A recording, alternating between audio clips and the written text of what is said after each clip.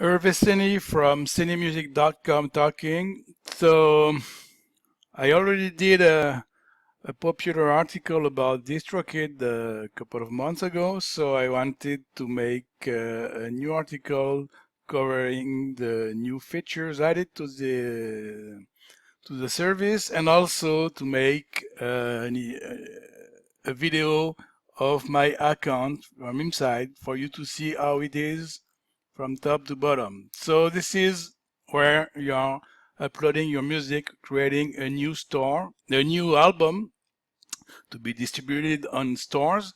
So personally, every time I upload an album, I'm anti YouTube Music because they do not pay anything. And then you have to choose the number of songs your album is going to feature. Let's say 10 songs. This is my name. If you want to change it or have many different artist name for your albums, or you are a music producer and you are promoting different bands, you need to upgrade your account to be able to do that. With a simple account like me, you are only allowed to have one name. For me, it's fine like that. You cannot also choose a release date with a small account like me. Neither pre-order or change a record label. You have to upgrade your account for that, but personally, I don't think it's any interesting for me. You choose your album cover. It has to be 3000 by 3000 pixel height and large, and the album title.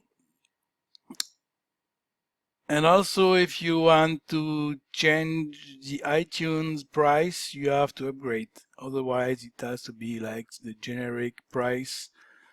Then, pretty simple, choose a language, the style of music, primary and secondary style, and then for each song, you set the title and everything, and you choose the file. It's pretty straightforward. You do that for all the song you decided. So if you want to have a 10 song, you have to choose. Also, if you only choose one song, you will only have one song feature here.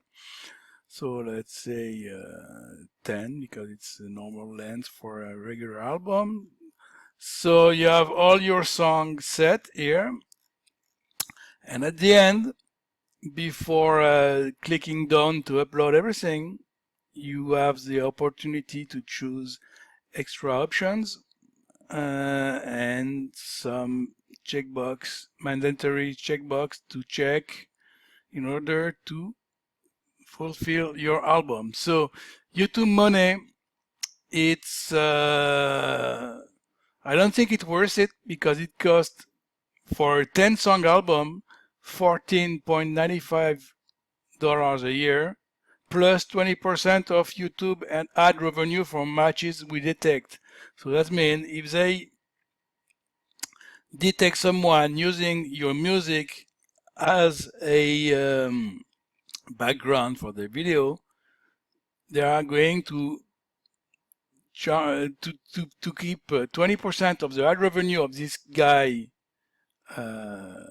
generated, and they're going to pay you the difference, the 80% missing. But when you see the price and you know how much you get money from Google Play, YouTube Play, the guy who steals your music really need to have millions of play or view on this video to cover this price, because there's no way you're going to recover this money. So unless you are Mick Jagger or whatever, this is not something I pick. Never. Store Maximizer, they're charging you $7.95 a year for any store they add to their portfolio. And I picked it for a couple of albums, and I don't think it worth it either, because most of the money you make online distributing your music is either from Spotify, Deezer or iTunes, Microsoft Grooves and everything, all the big ones, and you don't need to have more than this series of sites. Plus, you have 100 another 50 MediaNet outlets. And actually, you are only making money with Spotify, iTunes, Apple Music, Google Play, Amazon, and Deezer, and YouTube Music, and Microsoft Grooves. The rest, it's not really. It doesn't worth to pay another almost $80 a year to get access to a useless and small new website. Considering that when you are, I'm going to show you my album later. That's why I'm talking about that.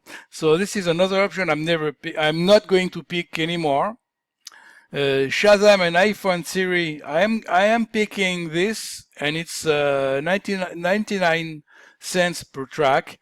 I think it's pretty expensive for what it is, because on other sites like CD Baby and everything, it's included for free. But considering the price you pay, it's less than $20 a year for an unlimited amount of album. It's okay. So I'm picking always Shazam and iPhone Siri because it's pretty useful for your music to be heard. And they did this new things. I think it's more a gadget than something really interesting, but it depends of your case, of course.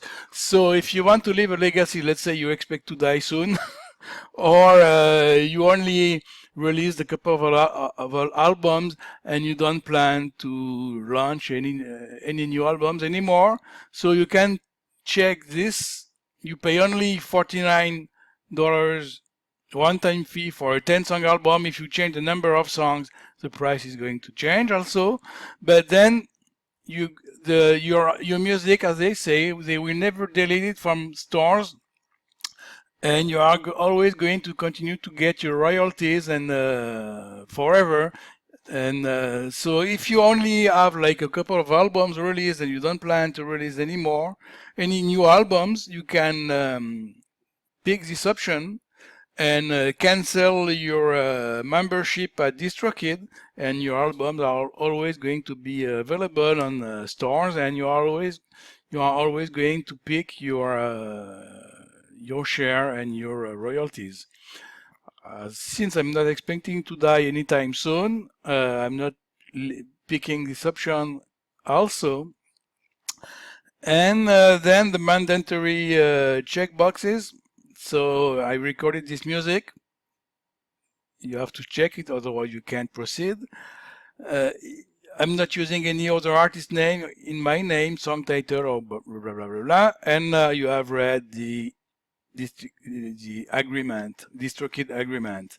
So that's it. When you are ready to proceed, you just click on done, and that's it. So I cannot say about the title because someone asked me. They had an issue filling titles in the site, which I don't understand why. But anyway, so as you can see here,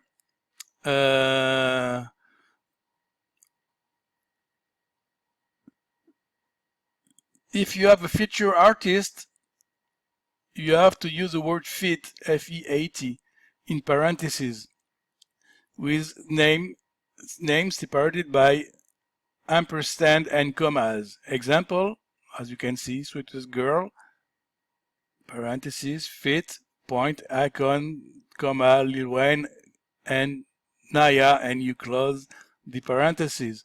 For if you want to use like part 1, part 2, etc., you have to use comma, then the word PT or volume. PT for part and vol for volume. Example, Metropolis, comma, PT point 2. That's it.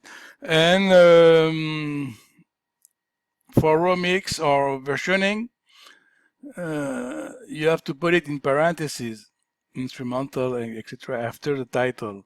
And you can only have one set of parentheses, so if you need more, you have to use bracket instead. So, for example, this one, come on, you open the parentheses, catch them by surprise, comma, and then bracket until the end. It's not really easy to see, but this is how it works. And the cover song, you do not have to include the original artist name in this. You only write the name of the song.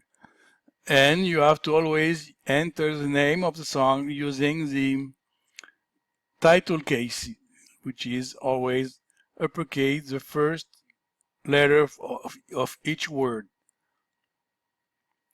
And that's it.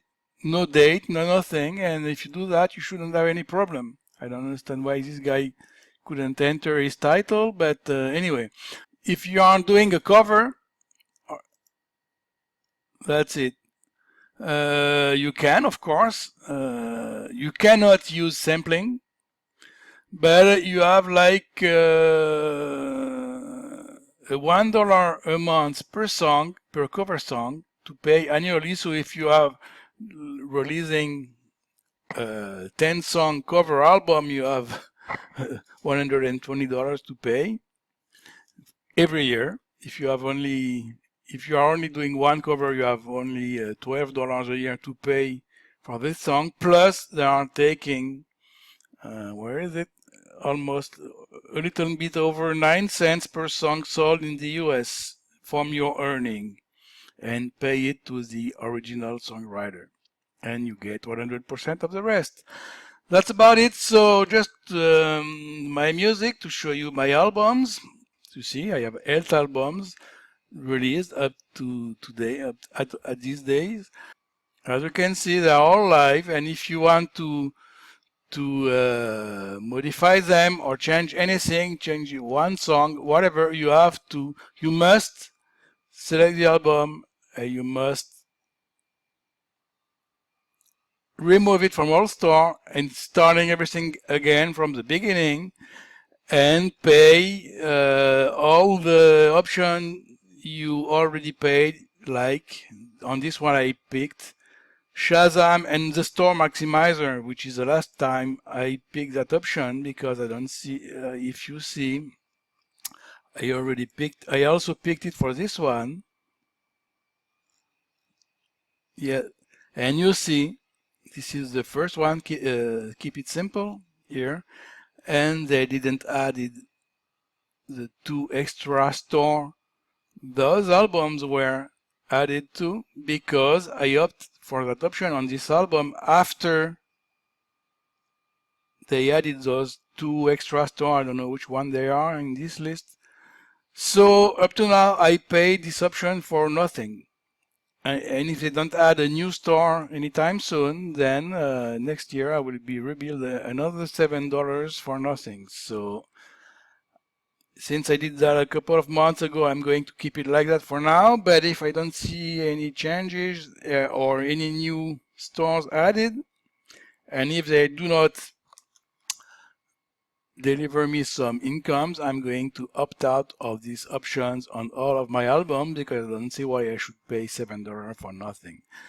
I'm not going to show you my bank, because it's private and it's not really impressive. But if you want to have detailed incomes, you have also to upgrade your account to the bigger plan. Otherwise, it's really updated like every 3 months or then. So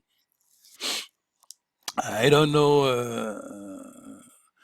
If you want to track your sales, it's better to go the Musician Plus. So me, as you can see, I am enrolled into the first the lower plan, which is $19.99 a year for one artist and one band. So I can upload unlimited songs and unlimited albums, which is extremely interesting. And the Musician Plus gives you 2 artists or band name. You are saving 10%, which is not amazing. But the really interesting thing is you have daily stats And you can customize the label name, which is, I don't care personally. Release date also, I don't pre-order, and customize iTunes pricing. And the only difference between the Musician Plus and the label is you can have 5 artists in band names instead of 2. So as I said in the beginning of the video, if you want to have unlimited artists, it's not unlimited. It's maximum up to 5. And then you have to create another account. So since you are saving up to 40%, and if you are a music producer, you better buy a label plan. If you have more than 5 artists, you buy a second one and a third one, and etc., etc. And it's still extremely affordable because it's a 1-year fee. They are not taking anything on your sales, and it's okay. They do not have any embedded gadget or nothing. It's, as you can see, extremely simple, but it is what it is, and it's the support is extremely supportive, and they answer pretty fast, and that's all there is to it. So if you are seeking of a good music distributor, this thing, the one I know, I highly recommend it. Before I decided to opt for this for Distrokid, I did a search on all the ones available on the market, and they are by far the most affordable of all of them. Also, another thing now comes to my mind about the YouTube money. If, like me, you are also selling your music, this one, as licensing music, you should absolutely not pick this option, because your customer are going to get a mail from them saying that they are using your music, and they are not allowed to, and since they paid the song from you, they are going to be pretty mad at you if on top of it they get a letter from them saying that they stole your music when they paid for it. It's really not recommended to use this service if you are also into the licensing music business. That's all there is to it. I hope this video was interesting, and you can also check out my former article about Distrokid. Thanks for watching. Bye.